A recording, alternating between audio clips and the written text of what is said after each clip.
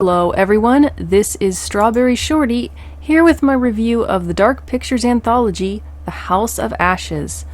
As always, I played this game on PS4, and I'm sure you know it's the third in the series, and the first one that I'm playing right after it was released.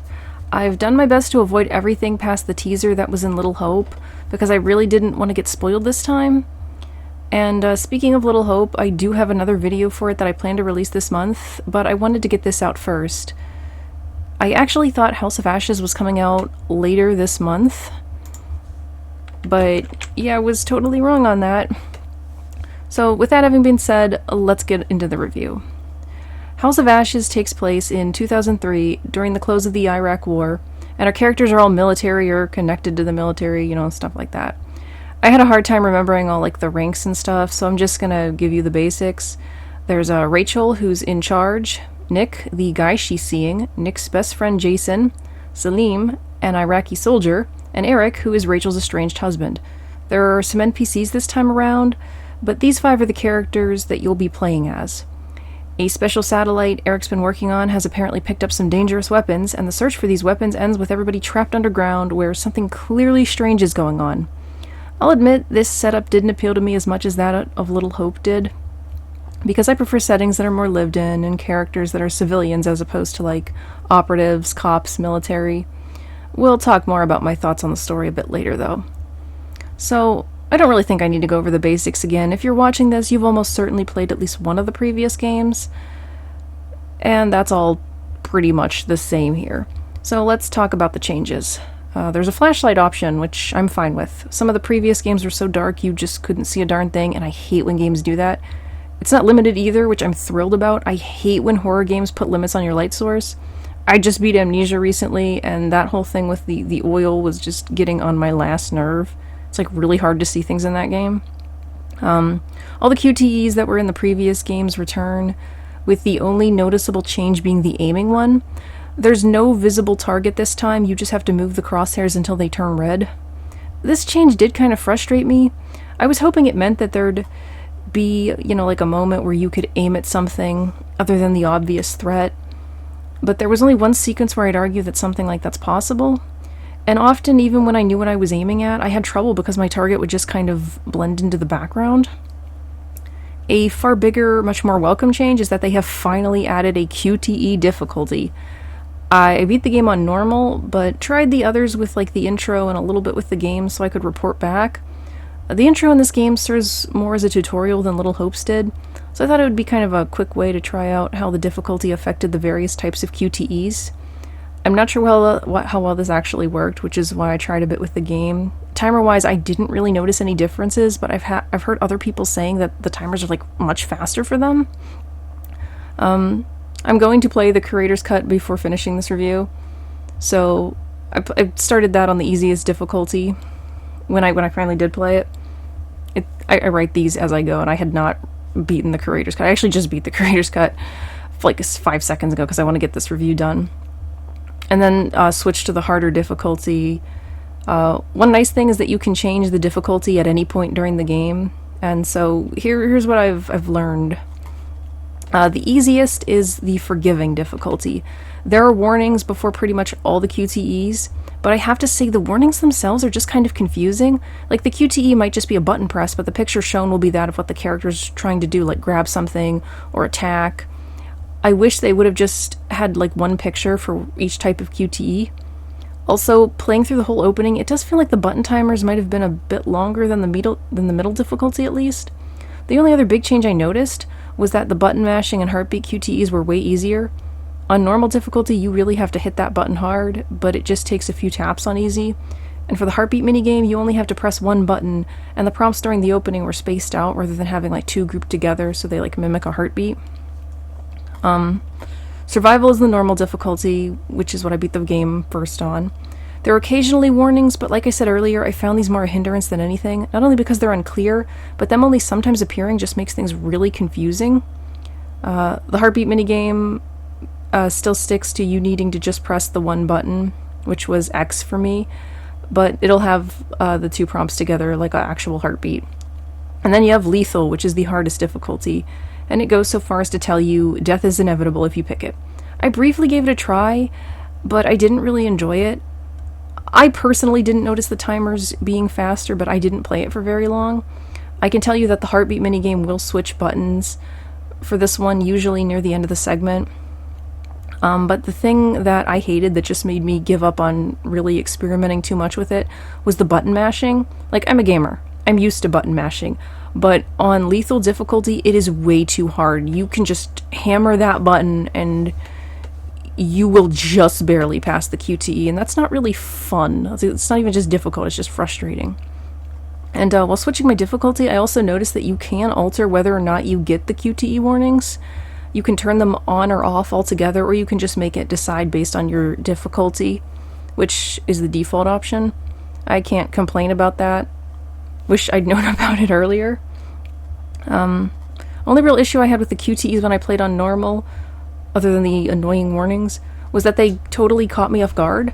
Like, you'll see a character struggling to open a door, and you totally think you're going to get a button mashing prompt, but then you don't. Or there's a fight sequence where no prompts are appearing, and then one suddenly does. I definitely prefer when there's more consistency, especially during a fight sequence. That being said, I actually did pretty well with the QTEs. It's hard to say how forgiving they are this time around as a result, but it seems like they might be pretty generous here. Maybe even too much given the threats we're up against. Plot armor also comes back here, and too many people have it for far too long. That is a huge disappointment, as is the fact that the opposite is true for some characters, who seem to be doomed no matter what. I've said it before, but I hate foregone conclusions in these games, especially outside of the prologues. Moving on, it goes without saying at this point, but the premonition mechanic is back, yet again, with postcards now being replaced by stone slabs. It's still not really stressed, but they're mostly split into two kinds. The darker ones are warnings of death, and the brighter ones are hints on how to survive. This game marks the first time I actually found the premonitions useful, though there were some really weaker, irrelevant ones, and at least one felt more like an outright lie, but more on that later. Now let's talk about the choices, traits, and relationships. Traits still don't seem to do much, but it remains a really hard thing to judge. Relationships feel largely non-existent, as honestly, many of the characters don't interact extensively with each other. It feels like each character has basically one person they spend a lot of time with, which is another disappointment. I do know of at least one thing that can apparently happen if, I guess, a pair's relationship is too low, but I need to experiment more with that. The big reason I play games like this, though, are the choices.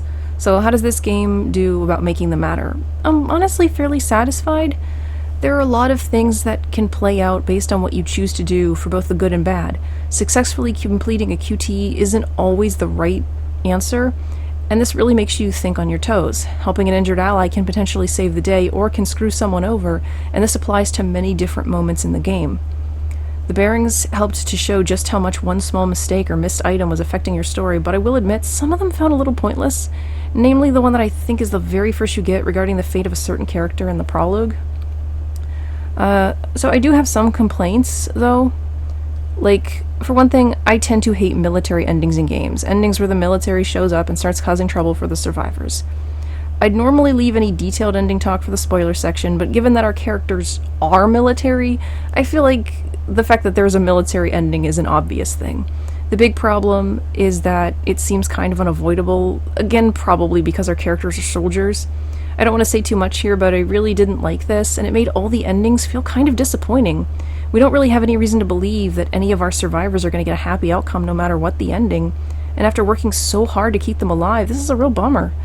It also makes a certain bearing feel extremely pointless because no matter what, the result is more or less the same. But again, I'll save more talk on that for the spoiler section.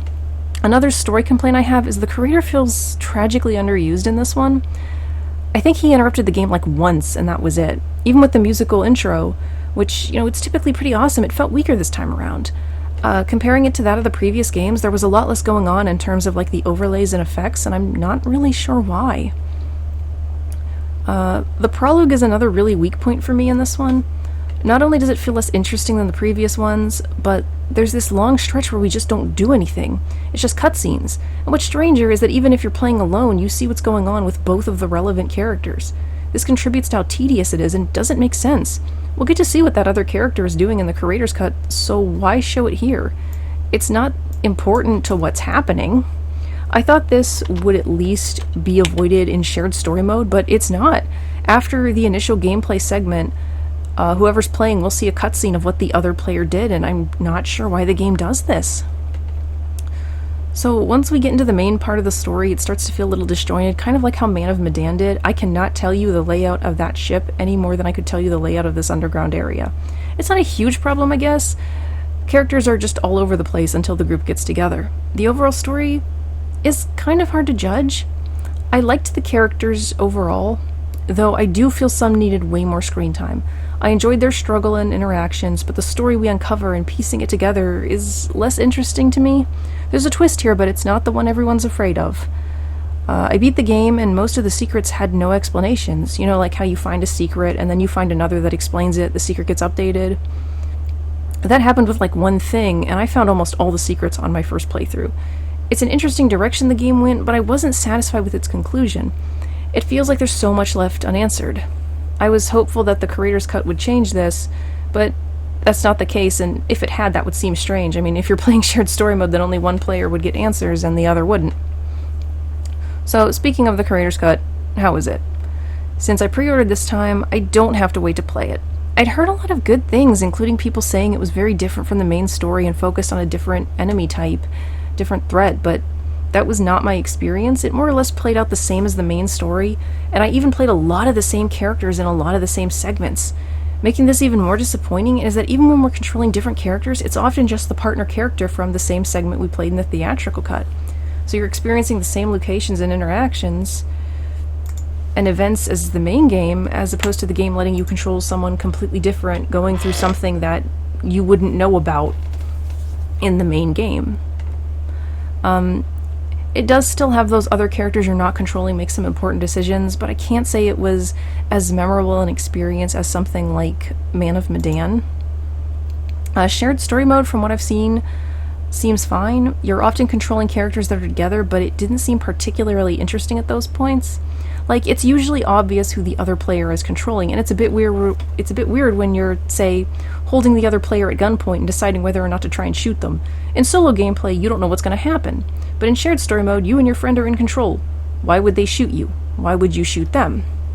It's never a case where, like, oh no, something's wrong and you're, like, infected or something, or you might be a threat, or you might have done it. Like, there's no real, like, reason that this other player would want to shoot you, knowing that you're in control and will not almost certainly shoot them.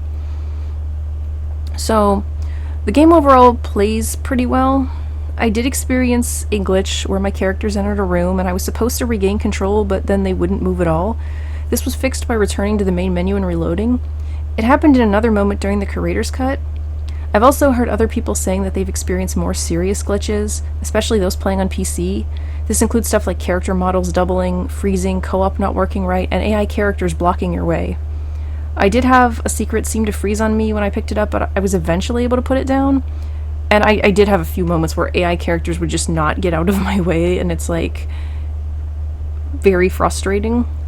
And glitches like these can be rather big issues, because if you have to restart a chapter, it can take you back really far. I know they probably did this so people wouldn't just be able to rewind and change outcomes they didn't like, but if you, like, realize you missed a secret like I did, it's really frustrating. I also want to throw out that the camera feels too close in some parts, especially when in smaller areas. Kind of made it a pain to try and move and look around. So, before we get into the spoiler part of this review, what are my overall thoughts? Despite some issues, I did like this game. The characters are mostly enjoyable, though Dar was definitely my favorite, probably because he looks like John from Little Hope. I also really liked Eric and Salim. I don't think I really had any least favorite characters this time around. It was cool how even small things seemed to affect how things played out, but I do wish the background story was explained more and that there was more of a story going on in the present. It also sucked that so many characters rarely interacted and that so many had plot armor, and that some couldn't be saved no matter what. As I've said already, the military presence in endings was also a real annoyance. Anyway, let's move on to spoilers. So, I touched upon this a bit earlier, but the prologue is really not interesting, and they really didn't need to draw it out. Why are we seeing this guy escaping from his prison cell? We can figure out he somehow escaped once he shows up. Let us experience that during the creator's cut. Instead, it gets shown here, making the creator's cut version of the prologue extra boring. The outcome of it all also makes it into the bearings, but it feels pointless. Whoever lives longer becomes a space vampire and attacks the present-day characters. I was hoping that maybe there would be some difference depending on which of the men met this fate, but there literally isn't. Just they're like a zombie-esque thing, and they briefly harass you. We get a little teaser of Rachel and Nick, and that is about the extent of their interaction for most of the game. This is yet another scene that should not have been shown because we are not controlling either of these characters while we are in the creator's cut. Well, we are controlling them, or controlling Rachel in the creator's cut, so it should have just been saved for that. Also, who the heck does Eric look like? People keep telling me he has the same model as the sheriff from Little Hope, but I'm talking about that hair and those sunglasses. It's driving me crazy that I can't figure out who he's making me think of. Anyway, the game tries to have this weird love triangle between Rachel, Eric, and Nick. Rachel and Eric are technically still married, but haven't been together for a year. Rachel started seeing Nick a few weeks or months ago. I think it was weeks. Like I said, we briefly see them together. Then it's mostly Eric and Rachel together. Rachel and Nick never get that much time alone, and that was really something that they should have had, especially early on, to counter all the time that you'll be spending with Eric. Eric also could have been portrayed as more flawed, like the characters in Man of Medan or Little Hope. As it stands, there's no real reason to dislike him, and during the time we're with him, we don't really learn much about what drove him and Rachel apart. I didn't call for air support because I wanted to be stealthy, and helicopters always get, shot down in these kinds of scenarios, so I figure I'm saving lives here, but, everyone is getting on my case about it. So once we get underground and, we're hanging by the rope, I cut it, mostly because of that premonition. Because it's either she falls or we both do, and I'll die. It's cool that you can actually survive if you don't, but only if Merwin dies and you don't, take the short, and if you, take the shortcut too. Because otherwise, Jason and Nick will just arrive too late and they won't be able to help you. Also, Dar can't notice you either because that'll mess things up.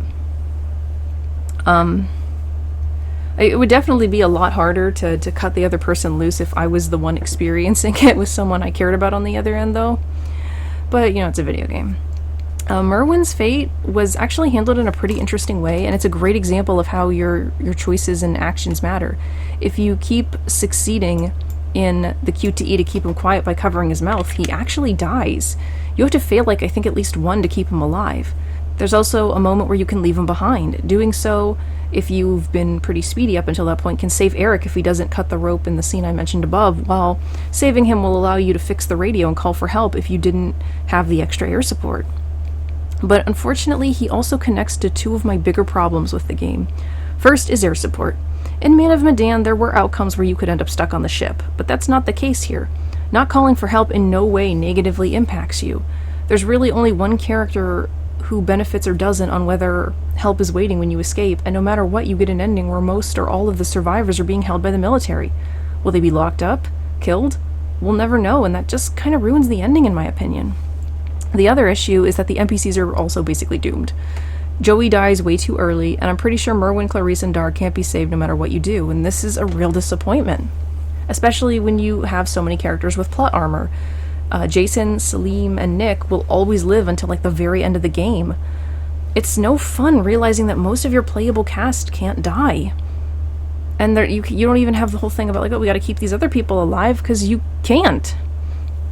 Of course, I didn't know that going through the game the first time, and curious as I was, I tried to avoid looking things up because that's how I got Little Hope spoiled for me. So, my first casualty was Eric, who got shot by Salim, apparently because I got too in the moment playing as Jason earlier and shot a guy who I guess was just a shepherd and not some, evil person. Salim surrendered just like in the premonition, but ended up panicking and shooting Eric. This really annoyed me, especially since our player character Nick didn't really do or say anything as things escalated. He made one attempt to calm things down at the start, and then he was just out of that conversation. And I want to take a moment to talk about the premonitions here. The one showing Eric's death on the cliff was super useful, but despite what I said in the main part of the review, further reflection has me feeling kind of disappointed. The one with Salim surrendering is what you're supposed to do, but it can lead to a character death. Feels like the game lied to me. The stake one seems helpful, but the choice related to it is whether or not you take the stake you find. Why wouldn't you take it? It'd be one thing if it was like a big thing like what Salim has, and you'd have to leave your assault rifle to carry it, or if you later needed to use an item to, like, I don't know, block something or whatever, and you could sacrifice one or the other, but that's not the case. And when the moment comes, you don't even choose a weapon. It automatically goes to the stake. Then there's seeing the creature's weakness to sunlight, but that's just triggered seemingly by succeeding a QTE. You don't, like, pick to go this way or this way, and you choose to head toward the sun because you saw the premonition. There's another QTE that shows Merwin getting dragged off, and that's also useless. There doesn't seem to be any benefit to avoiding the shortcut where this can happen, and if you fail to save Merwin, not having taken that shortcut can actually screw you over. It's just, a lot of these premonitions are just not helpful. Anyway, back to Salim shooting Eric. I'll admit, I reloaded at this point because that really irritated me.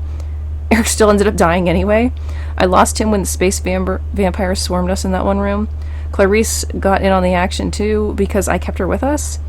She's one of the most cheated characters, just disappearing from most of the game, and then she just comes back to turn into a monster. I honestly wish they'd had Nick be the one Rachel runs into instead of her, so then they could at least have screen time together. Rachel falls into a blood pool when you cut her off from the cliff, when she falls from the cliff, and she is somehow not dead or seriously injured from this.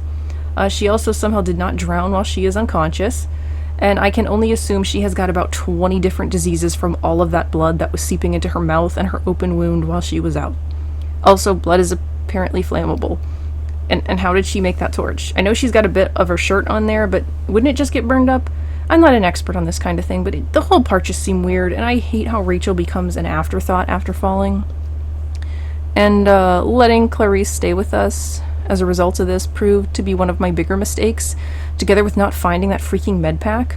That attack left Eric and Dar dead, Nick and Salim injured, and Rachel infected. Oh, and if you're curious, Rachel chose Nick, probably because of Eric's untimely death. I'd have chosen Eric, personally. Anyway, I didn't kill myself as Rachel, and successfully convinced Jason not to shoot me. I wasn't sure that was the best choice after what had happened with Clarice, but Salim suggested cocooning me, and Rachel actually made it out after agreeing. Nick died planting explosives because he went too far in, because it's like, if we're doing this, we're doing it all the way, you gotta destroy as much of him as possible. And then Salim's injury prevented us from reaching him in time, so he, got his neck broken or something. We had one last fight against the space vampires after blocking the window with some dollar store tables. They're also apparently quite weak against thin wooden doors. They managed to break through even them big heavy temple doors, but little slabs of board, that's their limit. So we win. Salim and Jason both survived. Rachel is rescued. Parasite's removed and she's brought in later. I hope the military lets them all go, but this part of the ending still really sucks. I've already said that Dar is my favorite character, mostly just because I keep seeing John in him, and it's really funny imagining John as this kind of pompous military guy. Salim is really easy to like, he just wants to be there for his son. I found it really weird that his son keeps getting mentioned but has no real role in the game. Salim himself is a complete badass, and I just love that stake thing he has. Like I said, would have chosen Eric for Rachel if he hadn't died, because I like him too. I have a preference for the blonde guys in sunglasses ever since Resident Evil, and Nick was probably the least interesting character to me. I don't really have any favorite chapters. The game flows kind of strangely. Instead of being seamless, there are these weird flashes of loading screens that were really distracting every time something happens. And then, so I just got finished beating the curator's cut. Eric died at the cliff. I had cut Rachel free due to the premonition, knowing we'd both fall in the original, but even though I knew she'd survive, I couldn't do it while playing her myself, because I could never do that in real life. I hate heights, and I cannot keep Eric alive, no matter what I do. Unfortunately, not much else of note happened. Nick and Salim got injured again, but Rachel avoided being infected, so yay. She was with us when Nick went to place the bombs, but just gets one line of dialogue before he goes, and it's not even addressed to him. I risked advancing yet again, hoping the medkit Nick used on Salim would allow us at least a chance to save him. And Rachel does not react to Nick being swarmed at all. It's only after the bombs go off that she finally, says anything, and it just felt really weird. Anyway, so we do reach Nick in time. Jason touches him on the shoulder and I guess casts a healing spell or something because Nick is immediately fine and running together with us, despite, having just been blown up by a bunch of dynamite. That's realism. So we got a cool new scene where Celine gets separated from the group and Jason comes to help him and they battle vampires together. I think this might be tied to just having more than one of them being alive, as opposed to playing the Curator's Cut, but it was still awesome all the same. The final stand against the vampires is also a lot cooler with more characters alive. It was hard to tell what QTEs were coming because of those weird warnings, though, and I thought Jason was gonna die when I messed one up. And then the helicopter comes and starts raining bullets down on us, and I'm pretty sure we all should have died when they did that. And why are all the dead vampires not bursting into flames when it is sunny out? And have I mentioned that the military ending sucks? Like, seriously, guys. If you ever survive a supernatural incident, zombie apocalypse, monsters attack you, whatever, get together with the other survivors before the cops come and agree on a cover story. What space vampires? I just saw some big bats. Maybe I inhaled some toxic gas that made me hallucinate. No need to arrest or kill me. Anyway, that's it for my House of Ashes review. Not a perfect game, but pretty enjoyable. The trailer for the next game looks pretty interesting. We're gonna play a killing game? Sounds like that could be especially fun for shared story mode. I'm still planning to release my Little Hope Theory video, so I hope you'll all check it out. I need to beat this game again. I gotta get all the secrets and premonitions, and I have to keep everyone alive. Thanks so much for watching, and please leave a comment. Who lived in your playthrough? Who died and how? What did you think of the game? Let me know. Bye for now.